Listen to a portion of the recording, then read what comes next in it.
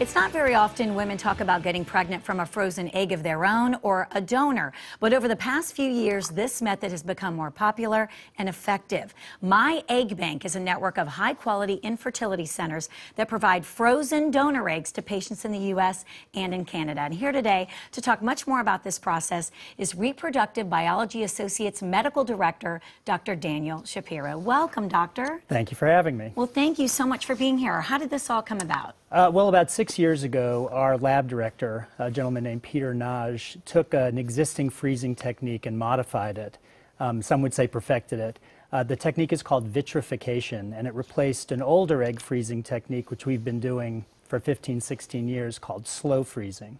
The newer technique allows you to get very high-quality embryos from frozen eggs using only 5, 6, or 7 eggs at a time, where the older technique we only had 3 deliveries from over 300 eggs that we froze. Oh, wow. So the degree of efficiency is much, much higher. Yeah. When we saw how well this was working in 2006 at Reproductive Biology Associates, we decided to go ahead and create a frozen donor egg bank, which would take advantage of the technology and allow us to do egg donation much more efficiently and at much lower cost than the traditional price points. Wonderful. How long has the network been active? Well, the network is still coming into play. Right now we have about 12 to 13 affiliates nationwide. There are 2 partner centers with 2 more about to come online.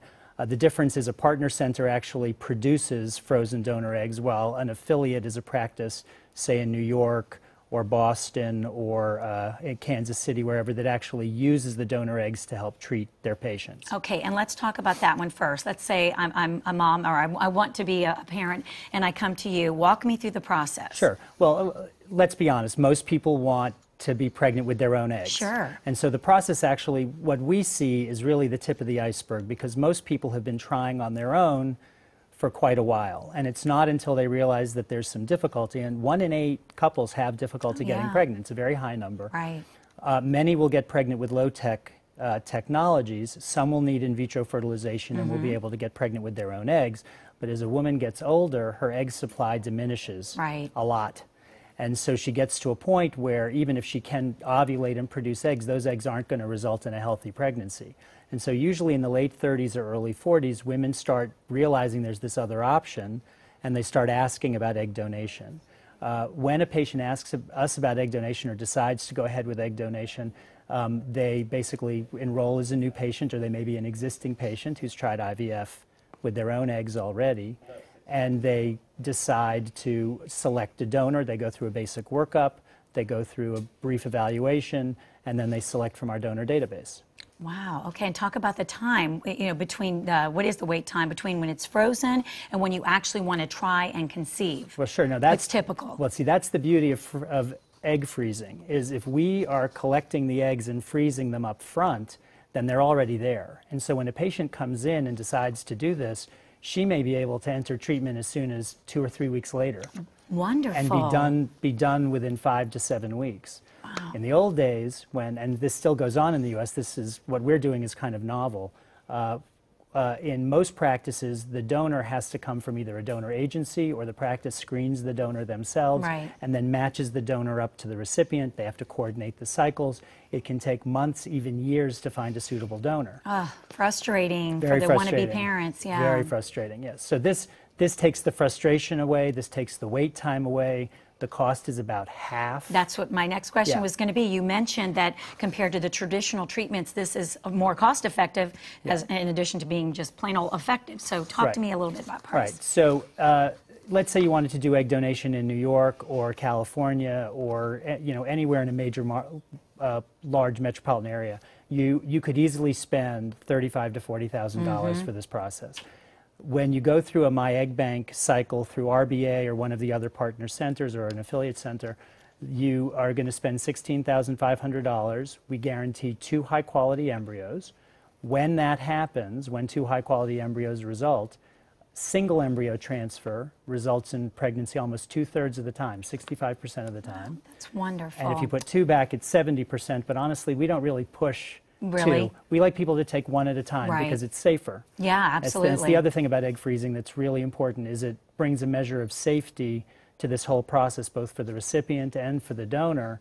And it changes everything, really. It makes it a lot safer for everybody involved. And talk about insurance at all, coverage, or no? Well, it's kind of a patchwork. In Georgia, there are not a lot of traditional insurers that cover this service. However, there are several large corporations that self-insure and do have some coverage for this.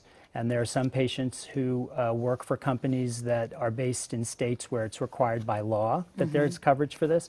And so there are some people who actually do have coverage.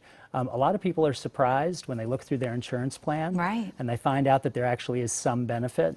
Our business office can help people sort that out. Right. Just call your insurance company and just ask all the appropriate questions, and you may be pleasantly surprised to have some coverage.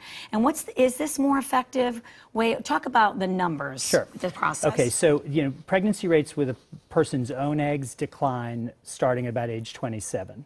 So up to about age 35, a woman can expect a 50-50 chance of pregnancy from in vitro with her own eggs. Between 36 and 38, it's about a 35 to 40% chance. At 39 and 40, it's about a 20 to 25% chance. And at 40 or 41, it's in the single digits or the teens. Wow. So it's very low. So, if you're paying for your own IVF cycle plus the medications for IVF for your own eggs, which are very expensive, you can easily spend $20,000. I have friends that have done it Exactly. several times. Of course, exactly. And it's often not covered by insurance, so there's a lot of out-of-pocket expense. When it gets to the point where you're spending money for no real hope of success, egg donation is the alternative.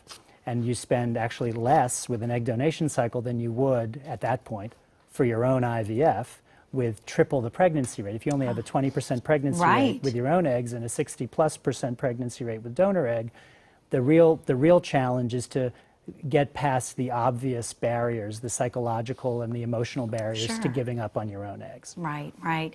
And talk about now if there's somebody out there who actually wants to donate, what are the qualifications? Sure. So a donor, actually the FDA regulates this. So a donor has to pass a battery of infectious disease tests.